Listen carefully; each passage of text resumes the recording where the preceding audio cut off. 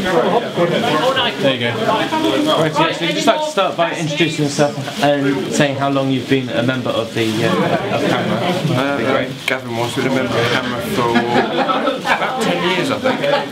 Okay then, so how important do you think it is that the consumers are supporting breweries, and not only through CAMRA but actually supporting breweries by going directly to them and trying their products and knowing how the products are developed and produced? It's very important to know some of the background behind it.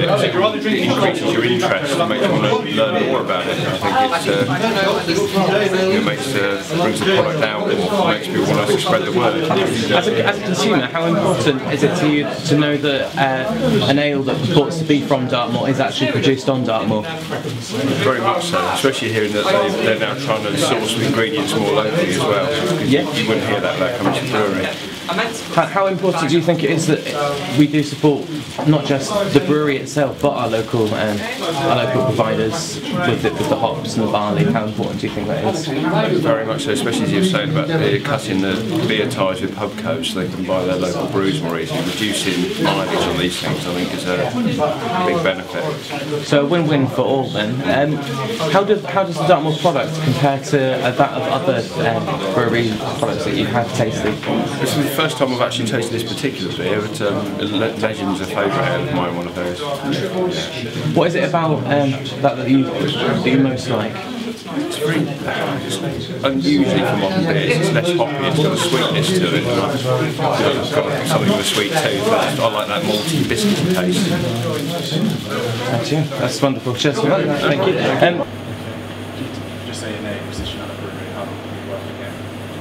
Okay, I'm Mike Lunny, I'm head brewer at Dartmoor Brewery. I've been here 4 years and worked in the brewing trade all my life. What year did you start working in the brewery roughly? In this one in particular? 4.5 years, what's it now, 1990, 2008. How long roughly has this brewery been in operation? We've been on this site 9 years. The brewery was started in 1994 at the back of the Prince of Wales pub in the village. The brewer then, an owner, Simon Lovelace, met up with a local entrepreneur, Philip Davies, who had the finance and a small section of hotels or properties that he leased. And one of those was the Prince of Wales in the village. So the brewery was started in the garage at the back of the Prince of Wales pub. It proved so popular, the beers. The jail was started in '94, soon after Simon started, and the sales just grew and grew, and he outgrew the premises. They commissioned a company to build this while Simon was still brewing at the old brewery, and this was 9 years ago. The sales here, for instance, the last 4 years we've grown 27% year on year, and next year is expected to be the same. So we're really outgrowing the premises we're in at the moment.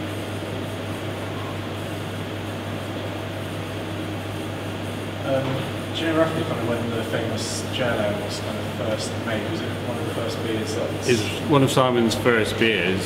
Simon originally started working at Gibbs Mew, a brewery in Salisbury, which closed. He went on to work at Hopback Brewery, but he's always wanted to start his own brewery. He obviously had an ideas on the beers he wanted to produce and the recipes he wanted to use. And really he didn't do much trial here. He hit the ground running and got 2 good beers, the Jail and the Dartmoor IPA, going very quickly. And they've remained the same, and that's the 2 brands the business has grown on. Why was Dartmoor kind of chosen as a location for Princeton? Probably just by chance. One of the properties that Philip was leasing, the Prince of Wales, just happened to be in Princetown, and it had premises at the back suitable for the brewery. At that time, as it was in Princetown, they thought of the name, we'll call it Princetown Breweries. And that wasn't changed till about 7 years ago, after they'd been on the present site for 2 years. They thought, and they were expanding, and they said, well, Dartmoor Brewery seemed a much more usable name than Princetown. People have at least heard of Dartmoor. Do you know roughly how far away the ales are actually distributed? Well, at the moment we go as far as the Midlands. It's the recent thing. In the last couple of years we've gone outside our local distribution area of say 50, 60 miles. It goes to various wholesalers, and that does go as far as the Midlands at the moment. Does it actually get sold in any kind of like supermarkets, any big chains? We do bottled beer, which at the moment we're selling to Tesco. So our three brands, the JL, the Legend and the IPA, are available through Tesco's. It's not our core activity. Our core activity is real ale and casks. Are there any kind of like regular problems that occur when brewing? Yeah. Not so much the brewing, it's the difficulty of getting supplies and getting them on time. You think as a customer people will be waiting to sell us things, but you can place an order for some raw materials and they'll say deliver it next week. Next week comes, the raw material doesn't appear, and you have to chase it around on the phone trying to get things on time. That happens all the time. Hardly a week goes past without that. Are there any kind of like differences in brewing? Obviously, because given the location, it's quite a cold location. Does that affect kind of the beer or any? Not so much the cold. We are at significant altitude here, 1,400 feet. The thermometer on the copper, which registers the boiling temperature, is below 100 degrees, which you'd expect. You know, it's because of the lower atmospheric pressure, the copper boils at a slightly lower temperature up here, which may have a positive impact on the quality. How many kind of like ales are made like over each day or each week roughly? We normally do 2 brews a day. We can do that in about a 9-hour day. That fits the size of our fermenters. We've got the original fermenters, which hold 35 barrels, and the new ones which hold 70. So the new fermenter will have 1 day's brewing in, and we can put 1 brew into one of the small fermenters and do 2 in a day. It's a time efficient way of doing it.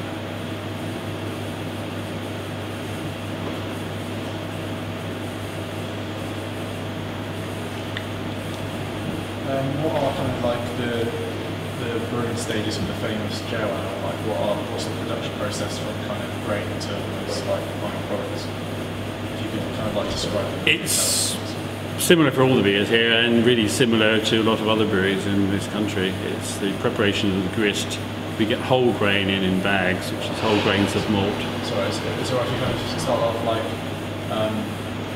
production for our ales are, so it's almost like you're answering just the question.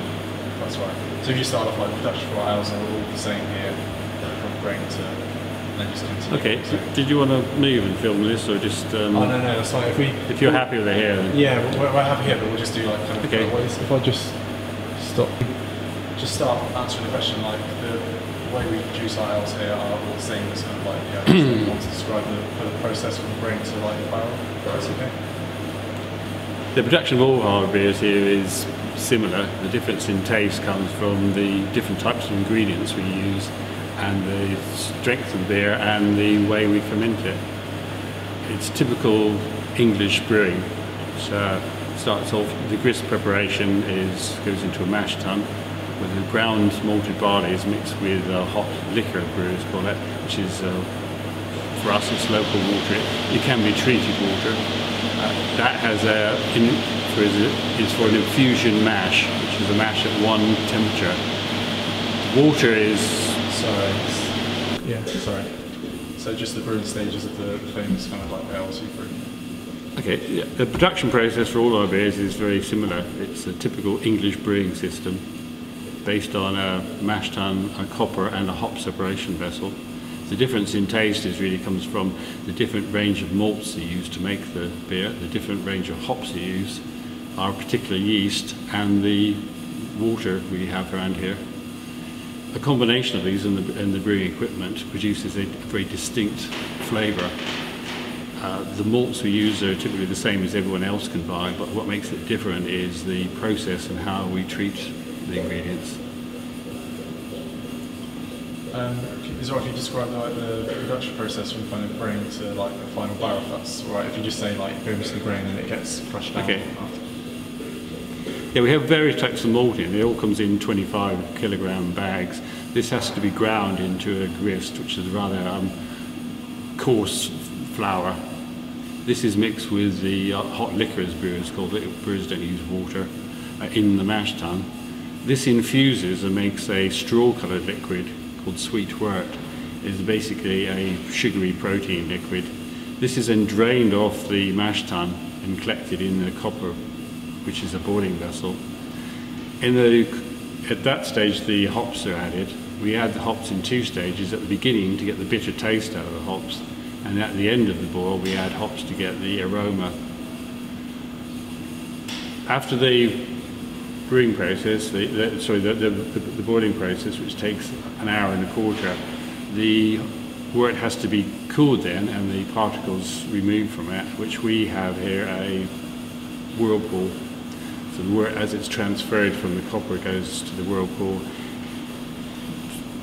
creates a centrifugal force which collects all the particles of hops in the centre. So we're left then with what is called hopped wort, which is perfectly clear and just has to be cooled, have yeast added to ferment and make beer. What kind of gives the beers like almost their individual distinctive taste? I mean, is it just the difference in the way it's produced, or is it just different ingredients kind of added?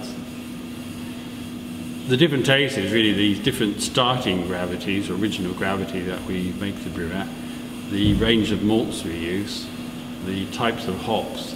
We use 3 types here, but we use different amounts of the 3 types in all our beers to produce a different taste. We only use English hops. There's probably 18 varieties of hop to choose from, so you've got a wide range of tastes you can produce. The yeast is very important. Brewers are very protective of not letting other people have their particular yeast strain and being very quiet about where the yeast came from, because it's a very high proportion of the taste is the byproducts of the yeast as it ferments. Do you know kind of roughly when the most famous ale of the JL got its first kind of like recognition?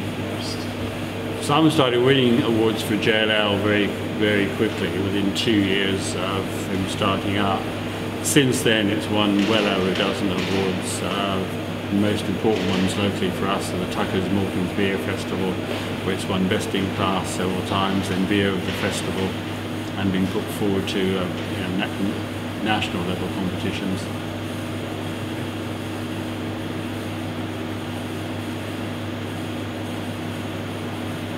It's just an informal question. How would you kind of like describe the taste of JL Ale, and what's your favourite ale from the brewery?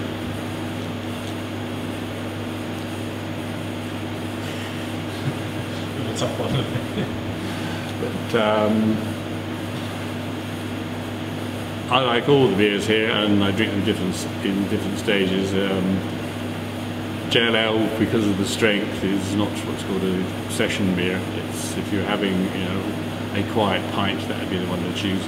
If you're going to stay in the drinking longer, I'd personally start on Dartmoor IPA, which is our 4% ale, and then finish the evening on what I consider our best tasting beer, which is a JL. It just has a wonderful balance of hop and malt taste to it. I think that's all the questions. You got any questions?